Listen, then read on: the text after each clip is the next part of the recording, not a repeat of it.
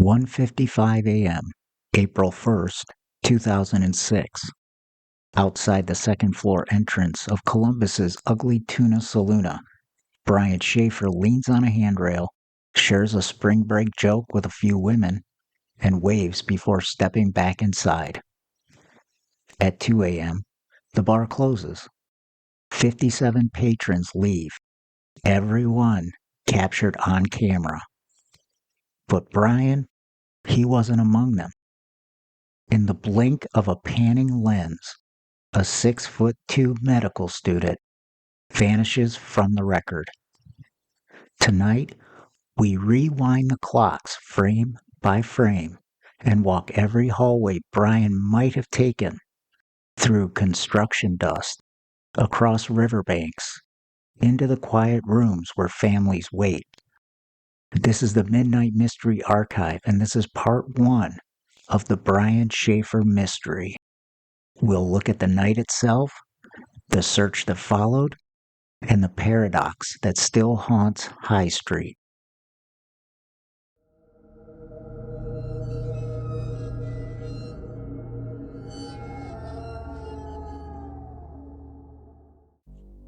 Friday, March 31st. Dinner at Outback Steakhouse.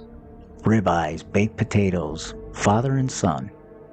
Randy Shaffer watches his son's grin reappear for the first time since the funeral of Brian's mother, Renee, 3 weeks earlier. Cancer cut her down at 48. The empty chair lives in the pauses of their conversation. Brian is 27, halfway through his second year of medical school. All coffee and anatomy flashcards, and the promise of spring break in Miami with his girlfriend, Alexis Wagoner. A ring rides in the lining of his guitar case. A proposal lives in his notes app. Sunset. Buffett on the pier. He doesn't say it out loud. 10 p.m. High Street glows neon. Brian meets roommate Clint Florence outside the Ugly Tuna Saloona. Friend Meredith Reed tucks the car into a tight spot and joins the crawl. 5 bars in 5 hours. 1 beer, 1 shot at each. Enough for laughter, but not a blackout. At each stop, Brian is the buoy. Taller than the crowd, easy eye contact, the kind of smile that invites stories. He's grieving, but game. It's the first night that doesn't feel like a hospital room. 1:15 a.m., a grainy escalator camera records the trio's return to the Tuna. Brian drum taps the handrail to the band covering Alive. The stage left wall is plywood. Behind it, a service quarter under renovation. A single work light throws the long pendulum shadow. At 1:50 a.m., Brian leaves Alexis a voicemail. "Love you. See you under the palm trees." She's asleep. Only jukebox chatter answers back. Outside on the terrace, he meets 2 women in from Pickerington. Laughs are traded, spring break travel is compared. It's small. It's bright. It's ordinary. At 1:55 a.m., the exterior PTZ camera locks on Brian's back. Jacket collar flipped against the March wind. He pivots inside. The camera pans right 9 seconds to a luau selfie, Hawaiian shirts, disposable leis, then rolls left. When it centers again, the doorway is empty. Ugly Tuna's surveillance network consists of 2 analog PTZ units recording to looping VHS. Frame rate, 30 per second. Blind sector during each sweep, 7 to 9 seconds. The stage left service corridor, exposed wiring, rebar, a 20-foot chute to a dumpster, lives inside that shadow. Detective Andre Edwards would say in 2006, "I watched every inch of tape. Brian never came down that escalator." Could he have fallen? Workers say no guardrail stood by the chute that night. Could he have slipped through a locked emergency stair to the alley? The stair camera was down for maintenance. Renee, Brian's mother, had died March 6th, and friends say he felt, in his own words, paper thin. If he walked away by choice, other cameras should have found him, but they didn't. In one sweep of a lens, the story splits.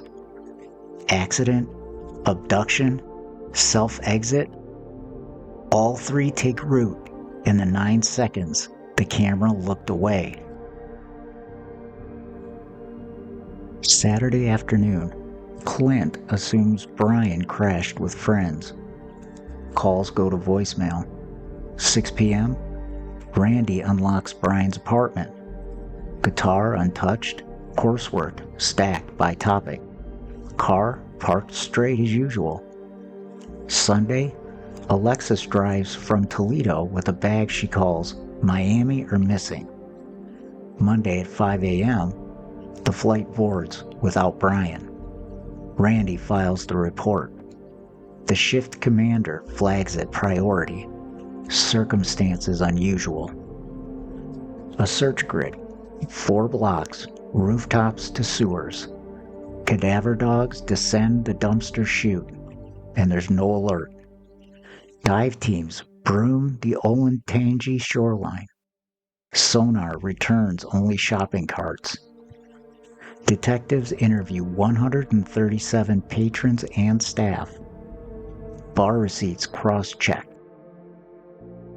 Brian's last swipe logs, 12:10 a.m. at Barley's. A neighbor's hallway cam is pulled. No Brian. By Monday evening, Brian's face fills every local broadcast. Hazel eyes, a Pearl Jam Alive tattoo, a slightly crooked incisor. The sprint becomes a siege. Sergeant John Hurst would say, "We opened 130,000 square feet of storm drain. Spring runoff carries scent, and we smelled nothing." Volunteer maps go up in coffee shops. The university circulates a blast email. Check your footage. Check your lots. For the first time, Columbus feels smaller than one unanswered frame. Tuesday became a tip flood. A waitress in Michigan, a trucker in Texas, a hostel clerk in Sweden. Each lead sounds plausible until it isn't. September 14th, 6:30 p.m. Alexis dials Brian's number. For the first and only time, it rings 3 cycles. Carrier trace pings a tower in Hilliard, 14 miles northwest. Engineers call it a ghost page. The network searching a dormant phone. Detectives sweep the sector, but nothing. Roommate Clint Florence refuses a polygraph. Online forums dub him Clint the Quiet. Family anxiety hardens into suspicion. By Christmas, detective overtime tops 60 grand. Tips slow to a trickle.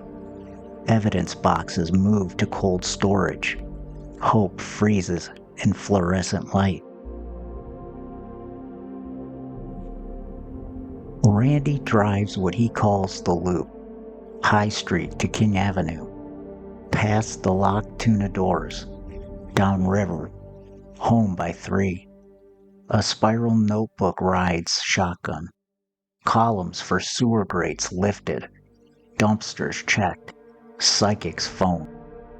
Brother Derek answers tip line calls and pins each lead to a corkboard map with colored flags.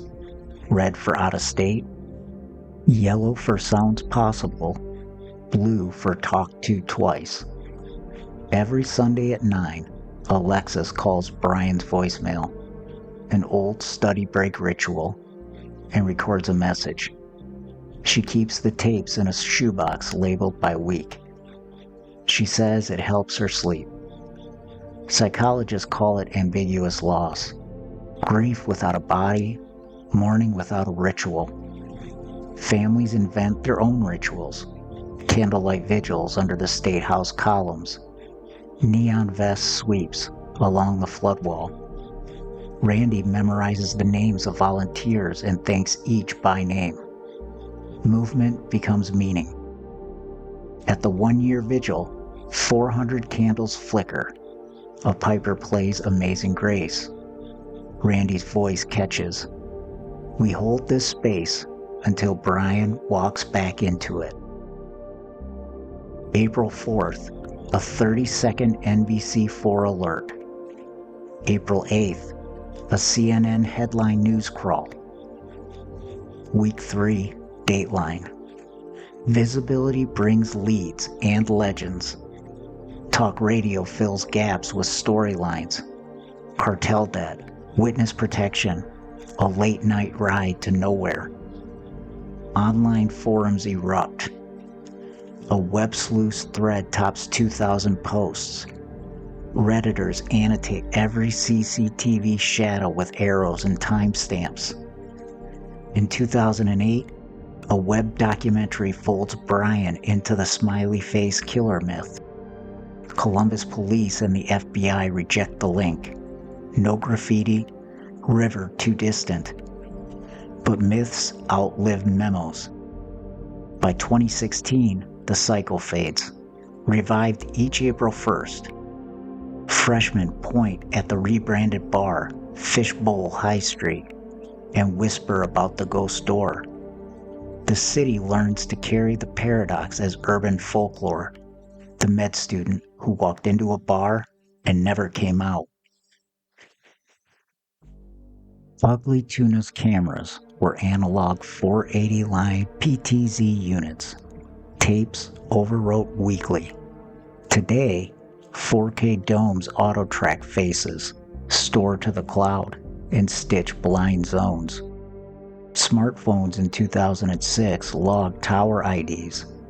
No GPS history, no health app steps, no passive Bluetooth breadcrumbs. Bar POS systems batched credit data offline. Campus Wi-Fi routers sat unplugged most nights. In 2025, that same night would have a stack of digital receipts, QR code door scans, BLE handshakes with the bar router every 6 seconds, watch step counts, license plate recognition on the alley, LiDAR corridor maps for the renovation, a breadcrumb trail with timestamps to the millisecond. Technology is a moving spotlight. Brian stepped into darkness between generations. 19 years of leads fit 4 gray boxes. Detectives track 3 theories, none proven, but none dismissed. Tonight we open each door long enough to see what it holds. First is an accident, a misstep, a stumble in the construction corridor, a 20-foot fall to a dumpster hauled at 3 a.m. What argues for it is darkness, alcohol, and an unguarded edge. What argues against it is everything we expect a fall to leave behind. Traces of blood, fabric fibers, damage to the chute, and none are documented. Cadaver dogs found no scent. Dumpster weights matched drywall scrap. If a compactor carried him away, it did so without a measurable ripple. Another option is foul play, an ambush, a brief confrontation in the service hall. A stunned victim hustled through the freight door into an idling car. The alley cameras were offline. A silhouette would appear on one ramp camera at 1:57 a.m., but then vanishes in the pan. What argues for it is the camera gap and the speed with which a prepared crew could work. What argues against it? No witness, no panic call, no telltale purchases or cleanup traces in the hours that followed. The other option, a voluntary escape, the walkaway, Grief is solvent.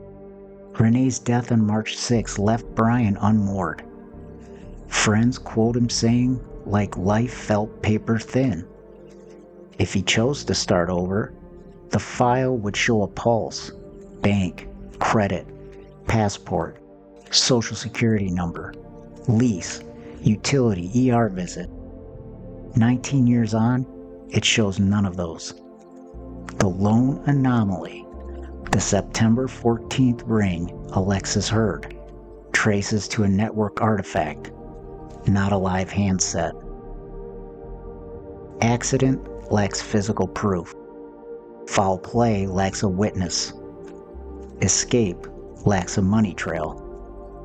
The doors stay ajar because the hinge pin evidence, remains, transaction, or confession has never arrived. Until it does, the gray boxes remain shelved and the file stays stamped open. Time hasn't ended the investigation. It has only widened the hallway Brian walked into that night. Early that April morning, the escalator kept turning. The band packed up, and Columbus slid into spring break. But one life froze mid-gesture inside a camera's blind spot. For Randy, Alexis, and Derek, time calcified at 1:55 a.m. Every tick since has echoed that moment. Next time in part 2, we push into the pressure points, the unanswered phone ping, the roommate's silence, the serial killer narrative that won't die, and what would actually move the file today. Shadows widen when lights go off. Sometimes a pinhole beam is enough to redraw the map. This has been the Midnight Mystery Archive and part 1 of the Brian Shaffer case. Remember, you can find us on all podcast platforms. Also, follow us on TikTok, where I share more content and context around the cases covered. Thank you for listening. Until next time.